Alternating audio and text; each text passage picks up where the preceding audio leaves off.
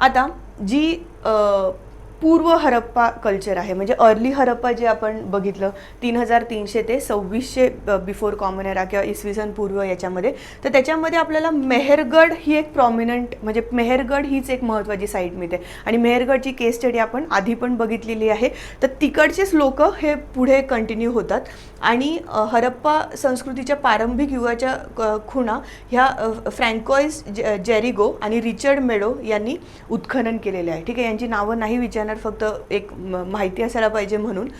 मेहरगडच्या संस्कृतीला टोगाव संस्कृती पण म्हणतात. मेहरगडच्या संस्कृतीला टोगाव संस्कृती पण म्हणतात. इथे काही आता संस्कृती म्हणजे काय, जी त्या गावांची जे लोक जे पण काही वापरत असतील ते, आधी पण मी तुम्हाला सांगितलं आपल्याला जे मिळतं ते त्याच्यावरून. ठीक आहे, तर टोगाव संस्कृती मिळतात. तर अर्ली हरप्पाचं इतकं काही एवढं हे नाही आहे, पण तुम्हाला लोकेशन माहिती पाहिजे. नॉर्थ वेस्टचा जो पार्ट आहे तिकडे अर्ली हरप्पा तुम्हाला बघायला मिळते. ठीक आहे, आता सगळ्यात पहिला प्रश्न हा पडला पाहिजे की का एवढी मोठी संस्कृती उदयाला आली. ठीक आहे, मग त्याच्यामुळे प्रश्नच आहे की का ही संस्कृती, हरप्पाचं जे कल्चर आहे किंवा सिंधू संस्कृती आहे ती उदयाला आलं. ठीक आहे, आणि ते तिथेच का आलं, म्हणजे नॉर्थ वेस्टला तिथेच का आलं, ते याचं कारण आपण ऑलरेडी बघितलं आहे की तिकडे सिंधू नदी आणि ते सगळं आपण हे बघितलं, पण का आलं. ठीक आहे, तर याच्या आधी बरेच सारे कल्चर संस्कृती जे होते ते होतेच. ठीक आहे, ते लोकांचं एक युनिफिकेशन झालं, आयडिओलॉजिकल युनिफिकेशन, ज्याला आपण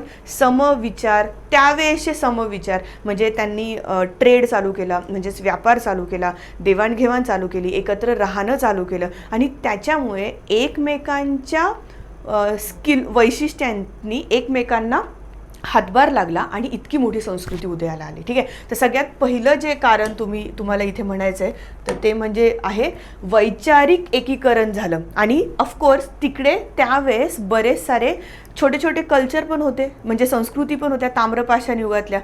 म्हणजे असं नाही आहे की डिरेक्टली हरप्पा अर्बनायझेशन झालं, नाही. हरप्पाचा जो पाया आहे किंवा सिंधू संस्कृतीचा जो पाया आहे तो आधी जे आहे तो गावचा, आपण जे ताम्रपाषाण युग बघितलं, म्हणजेच रुरल इकॉनॉमी जी आहे ती सिंधू संस्कृतीच्या जडणघडणीसाठी खूप महत्त्वाची आहे. आणि मग असे तिकडे कोणत्या कोणत्या संस्कृती होत्या, तर इकडे हाकरा कल्चर एक होतं. ठीक आहे, त्याच्यानंतर आमरी कल्चर एक होतं, टागो संस्कृती, मेहरगड तर आपण बघितलंय, कोटडिजी कल्चर एक होतं. आणि मग असे सगळे छोटे छोटे गाव, त्यांचे वैचारिक प्रभाव, त्यांचे स्किलसेट आपण म्हणू, त्यांच्यातल्या जे पण काही त्यांच्या डिमांड्स होत्या, जे पण काही गोष्टी होत्या, त्या सगळ्या यांचं वैचारिक एकीकरण झालं. आणि हे सगळ्यात महत्त्वाचं रिझन आहे हरप्पाच्या उदयासाठी. ठीक आहे, हरप्पा इतक्या मोठ्या संस्कृतीच्या उदयासाठी. कारण की तुम्ही विचार करा की त्यावेळेस म्हणजे माणसं ही त्यांच्या आधीच आपण सर्वायवल बघितलं, नंतर माणसं ही कळपाने राहायला लागली, मग त्याच्यानंतर गुहेत राहायला लागली, मग तिथून आता त्यांनी घरं बांधली, त्यांनी शेती केली. आता त्यांचे विचार एक झाले की बाबा इथून पुढे आपण कशी प्रगती करू शकू. ठीक आहे, तर हे इतकं सगळ्यामागे हे लॉजिक आहे, हे तुम्हाला इमॅजिन करूनच शिकायचं आहे. ठीक आहे, दुसरं महत्त्वाचं कारण ह्या सुपीक मैदानी प्रदेशांचा शोध. ठीक आहे, म्हणजे जितकं पण तिथे सिंधू संस्कृती, तिथे पाऊस चालू झाला, वातावरण तर आता बऱ्यापैकी स्टेबल झालं होतं, तर एक पॅटर्न जनरेट झाला आणि त्याच्यामुळे त्या पूर्ण नद्यांच्या किनारी माणसं जाऊन वसू लागली, शेती करू लागली. तर हे एक सगळ्यात मोठं रिझन आहे की ही संस्कृती उदयाला आली. आणि त्याच्यानंतर इफिशियंट टेक्नॉलॉजी. ठीक आहे, आता हे जे माणूस झाडं कट करताना दाखवत आहे, तर एक लक्षात ठेवा, जोपर्यंत भारतात लोखंड येणार नाही तोपर्यंत खूप मोठी प्रगती होणार नाही. ठीक आहे, कारण की तुम्हाला माहिती आहे की त्यावेळेस इतकं घनदाट जंगल होतं, सगळीकडे तुम्हाला जमीन आत्ता जशी दिसते तशी नव्हती, म्हणजे फक्त जंगलच जंगल. आणि त्या सगळ्या काही ठिकाणी वातावरण असेल, जिथे पाऊस पाणी नव्हतं तिथं पूर्ण कोरडं वातावरण असेल, तशा एक्स्ट्रीम कंडिशन होत्या. ठीक आहे, पण आता जसं त्या ठिकाणी जसा मान्सून पॅटर्न जनरेट झाला, जसं वातावरण स्टेबल झालं, तर तसं कॉपरच्या साह्याने किंवा ब्रॉन्झच्या साह्याने ह्या माणसांनी जितकी अवजारं बनवता आली स्वतःच्या जीवनमानासाठी, ठीक आहे, तर तितकं यांनी चालू केलं. तर तुम्ही अगदीच एफिशियंट टेक्नॉलॉजी म्हणजे अगदीच असं नका घेऊ, पण त्यांच्याकडे जी इफिशियंट टेक्नॉलॉजी त्यावेळेसची होती आणि माणूस आता पूर्ण डेव्हलप झाला आहे. ऑफकोर्स होमोसेपियन म्हणजे आपणच इंडस व्हॅली सिव्हिलायझेशनमध्ये होतो, तर त्यांनी किती प्रमाणात डोकं लावलं असेल हे तुम्हाला पुढे कळेल. ठीक आहे, म्हणून इंडस व्हॅली सिव्हिलायझेशन हे उदयाला आलं. आता जसं आपण म्हणालो की आपण प्रत्येक पॅरामीटर कसा बघणार आहे की त्यावेळेची संस्कृती आणि त्याचे 10 अँगल, शेती कशी होती, अर्थव्यवस्था कशी होती, समाज जीवन कसं होतं, हे सगळं गोष्ट. तर सगळ्यात पहिलं शेती. तर ऑफकोर्स त्यांचं मेजर जे सस्टेनेबल होतं ते काय होतं, शेती. आणि शेती कशावरती करायचं ते सिंधू नदीचं जे पाणी होतं, त्यांची जी सुपीक जमीन होती त्याच्यावरती शेती करायची. तर याचे काही काही मुद्दे आहेत, हे तुम्हाला माहिती असायला पाहिजे. एक तर सगळ्यात पहिली गोष्ट, मेहरगड आपण बघितलं होतं की प्राचीन जिथे सगळ्यात पहिले शेतीचे हे आढळले. हिचं एक एक्झाम्पल तुम्ही लक्षात घ्या की भरपूर अतिरिक्त उत्पादन, म्हणजे हिचं तुम्ही उदाहरण लक्षात घ्या. म्हणजे इतकं मोठ्या प्रमाणावर शेती तिथे केली जात असे. अतिरिक्त उत्पादन म्हणजे सरप्लस प्रोडक्शन, म्हणजे खूप साऱ्या प्रमाणात धान्यच धान्य. आता पिके कोणती कोणती घेत होते, गहू, बाजरी, मोहरी, कापूस, खजूर, आपण जे पण खातो ते बऱ्यापैकी हरप्पा सिव्हिलायझेशनमधले लोक घेत होते. ठीक आहे.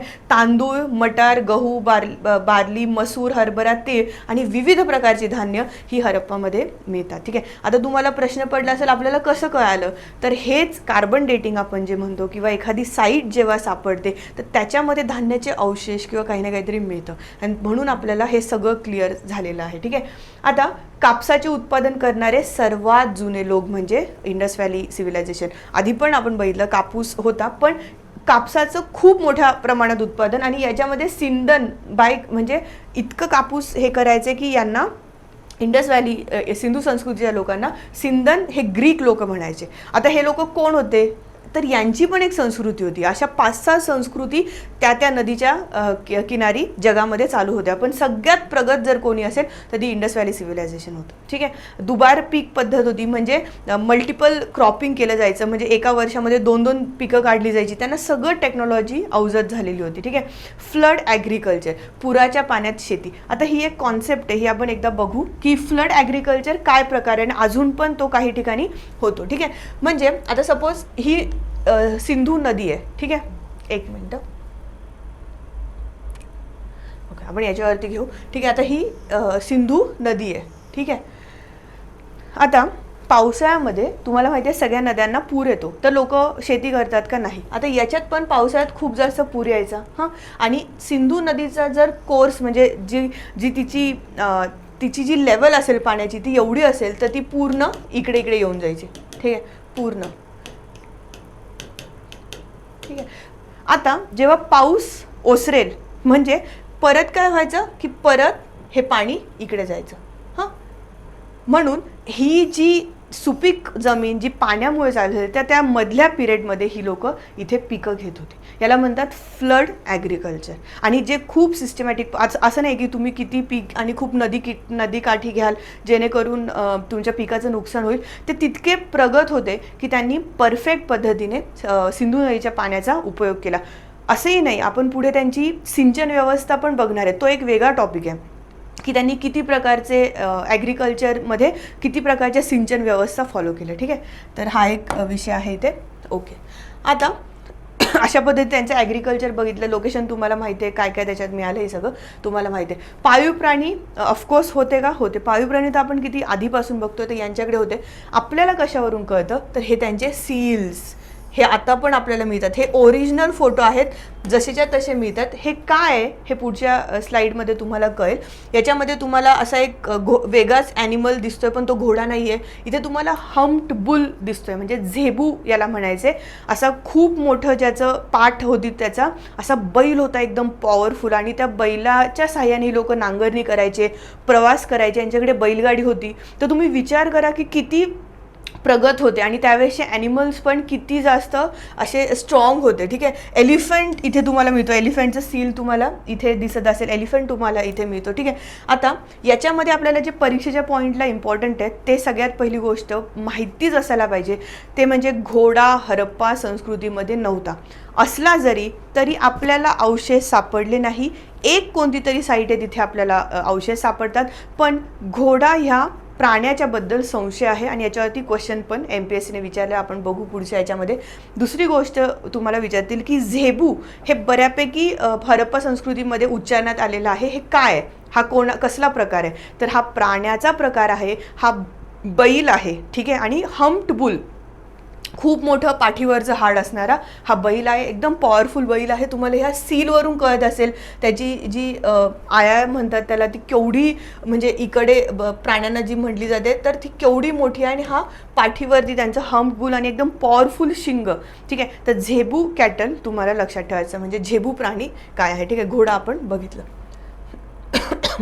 आता हे पण आपण सगळं बघितलं. तर हा झेबू याच्यावरती स्टेट बोर्डमध्ये पण स्पेशल तुम्हाला हे दिलेलं आहे. आणि ह्या झेबू कॅटलचे किंवा या हम्प्ड बुलचे, ह्या पॉवरफुल बैलाचे खूप जास्त सील आपल्याला सापडतात. ठीक आहे, इथे तुम्हाला एकदम क्लिअरली दिसेल की हा कसा दिसतो. ठीक आहे, आणि याच्यावरती हे काय आहे सगळं, हे सगळं आपण बघणार. ही त्यांची भाषा आहे, स्क्रिप्ट आहे, काहीतरी लिहित होते पण आपल्याला माहीत नाही, पण त्यांचे तो पॅटर्न आहे. ठीक आहे, आणि हा हम्प्ड बुल. आता हे सील जे आहेत तर ते दोन्ही साईडने बंद असायचे, म्हणजे मे बी हे हरप्पा संस्कृतीचा सगळ्यात मोठा डिपेंडन्सी व्यापारावर होती. तर असं म्हटलं जातं की हे व्यापारासाठी वापरण्यात येत असेल, की हे दोन्ही साईडने चिकटले जायचे, एक पार्ट इथे आणि एक पार्ट तिकडे. तर ऑथेंटिसिटी किंवा खरंच हा जो व्यापाराचा माल आहे तो खरंच खरा आहे याच्यासाठी काहीतरी यूज केला जात असेल, किंवा ही करन्सी असेल, असे बरेच सारे ह्या सीलवरती डाऊट आहेत. पण आपल्याला असे प्राण्यांची चित्र त्याच्यावरती दिसतात. तर तुम्ही विचार करा की हे लोक किती प्रगत असतील. ठीक आहे, म्हणजे किती यांची डेव्हलपमेंट झालेली असेल. आणि म्हणूनच सिंधू संस्कृती ही जगातली प्राचीन याच्यामधली सगळ्यात प्रगत संस्कृती बघितली जाते. आणि अजून तो तुम्हाला पुढे कळेल की त्या लोकांनी काय काय केलं. ओके, तर तुम्हाला विचारतील सिंधू संस्कृतीमध्ये लोखंडी नांगर होता. ठीक आहे, नांगर होता, नांगर असेल पण लोखंडी नव्हता. लोखंडच नव्हतं तर नांगर कसा असेल, मग कसला असेल, मे बी लाकडाचा वगैरे असतील नांगर. आता बघा, जनरली नांगरणी तर सगळीकडेच लागते, पण तुम्हाला माहिती आहे की जर सुपीक आणि मऊ जमीन असेल तर तिकडे तुम्हाला खूप खोलवर खूप नांगर जड लागत नाही माती वरती खाली करायला. ठीक आहे, पण जर काही आता भारतातले पार्ट बघितले तिथे तुम्हाला खूप जड नांगर, आणि आता तर लोखंड आलंय तर आता विषयच नाही त्याचा. तर त्याच्यामुळे लाकडाच्या नांगराच्या साहाय्याने पण यांची जमिनीचं काम केलं जायचं, म्हणजे मॅनेज होत होतं, कारण की जमीनच इतकी भुसभुशीत आणि इतकी सुपीक होती. ठीक आहे, तर हे पण तुम्हाला माहिती असलं पाहिजे. लोखंडाचं काहीच बोलायचं नाही आहे. आता दुसरा मुद्दा आहे इंडस व्हॅली सिव्हिलायझेशनची सिंचन व्यवस्था, म्हणजे इरिगेशन सिस्टीम. काही लोकांना आता हे डिटेल होत असेल, पण आपण एकदम डिटेल जाणार आहे की काही प्रश्न आयोगाने विचारू द्या, आपण सगळ्यासाठी रेडी असणार आहे. ठीक आहे, आता सिंचन याच्यामध्ये फ्लड इरिगेशन म्हणजे काय, सगळ्यात पहिला पॉईंट. फ्लड इरिगेशनमध्ये आपण फ्लड ॲग्रिकल्चर बघितलं, तसंच फ्लड इरिगेशनमध्ये सेम. आता ही नदी आहे सपोज, ही सिंधू नदी आहे. आधी आपण ॲग्रिकल्चर केलं, जेव्हा पूर यायचा हिला तर तेव्हा असे चॅनल काढलेले असायचे, म्हणजे ओढे. ठीक आहे, असे ओढे काढलेले असायचे, आणि जेव्हा पूर यायचा तेव्हा ते पुराचं पाणी आपल्या शेताकडे आणलं जायचं. किती विचार करा, किती डोकं चालवलं यांनी. याला म्हणतात फ्लड इरिगेशन.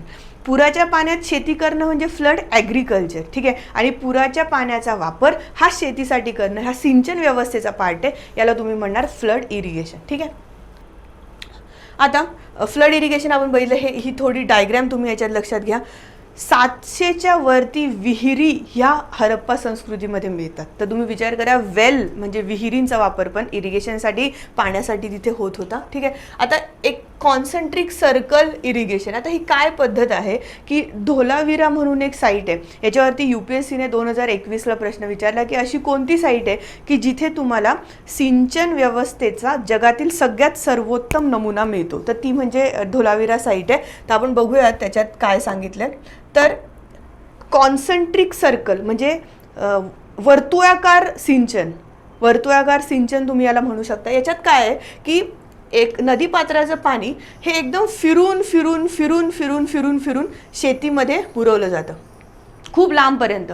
ठीक आहे, म्हणून ज्या पाण्यामुळे फक्त एक ठराविक पार्ट जर ओला होणार असेल तर आता त्याच पाण्यामुळे पूर्ण पार्ट जो आहे तो ओला होईल, आणि त्याच्यामुळे जी त्याची आर्द्रता आहे किंवा त्या पाण्याचा वापर बऱ्याच मोठ्या प्रमाणाच्या पिकांना करता येईल. तर अशी धोलावीरामध्ये आपल्याला ही बघायला मिळाली आहे कॉन्सन्ट्रिक सर्कल किंवा एकत्र वर्तुळाकार सिंचन व्यवस्था. ठीक आहे, ही तुम्हाला लक्षात ठेवायची. इतके प्रगत आणि हुशार हे लोक होते. ठीक आहे.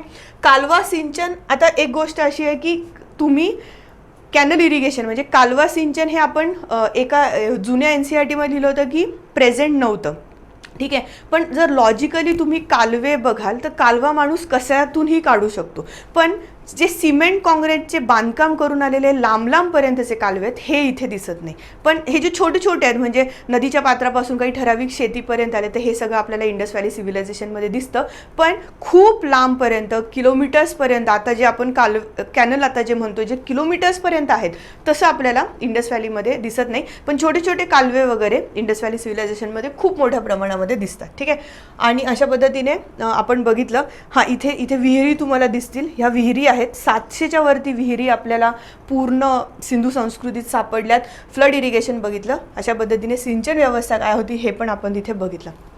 आता सगळ्यात फेमस आणि सगळ्यात पॉप्युलर याच्यावरती मुख्य परीक्षेला प्रश्न येतो किंवा याच्यावरती काही म्हणजे निबंध येतो, लोक बराच सारा वापर करतात की जगामधली आत्तापर्यंतची सगळ्यात नोन अर्बन प्लॅनिंग सिस्टीम म्हणजे शहरी नियोजन व्यवस्था, ठीक आहे.